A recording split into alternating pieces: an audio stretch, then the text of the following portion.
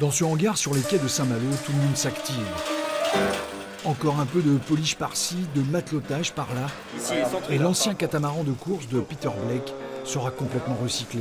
Le but, transformer ce bateau en navire expérimental pour tester et fiabiliser des nouvelles technologies comme l'hydrolien, l'éolien via des ailes de kite intelligentes ou encore le photovoltaïque avec des panneaux solaires bifaces. Pourquoi biface? Il y a une partie supérieure qui absorbe directement les rayons du soleil pour produire de l'énergie. Et donc il y a une partie inférieure qui, elle, profite de la réverbération de l'eau de mer et des surfaces blanches avoisinantes. Ça permet de produire 30% d'énergie solaire supplémentaire. Mais la plus grande innovation à bord, c'est de produire de l'hydrogène pour assurer l'autonomie en eau et en énergie du navire quand le vent et le soleil ne sont pas au rendez-vous. Ici, on est au cœur du bateau, ce sera la pile à hydrogène. C'est ce qui servira donc à produire l'électricité à partir de l'hydrogène. Hydrogène qui sera obtenu grâce à la décomposition de l'eau de mer.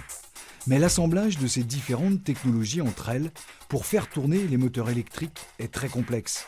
C'est donc au Centre d'énergie atomique de Grenoble que la mission a été confiée. La technologie va arriver vers les usages et aujourd'hui c'est que le début. Donc il faut absolument que la vision des chercheurs croise celle des visionnaires. Et ce sera le cas à bord, puisque l'équipage sera composé de 6 marins et 2 ingénieurs du laboratoire d'énergie renouvelable du CEA qui transmettront en permanence les données recueillies pendant l'Odyssée d'Energy Observer. 2 ingénieurs parce que c'est eux qui sont les plus... qui ont un éventail en fait, de compétences important. C'est-à-dire ils sont aussi compétents en électricité qu'en automatisme, qu'en programmation, qu'en informatique, etc. Le pionnier Energy Observer devrait prendre la mer prochainement pour une phase de test grandeur nature. Son objectif à long terme, un tour du monde de 6 ans sans émettre de CO2 ni de particules fines.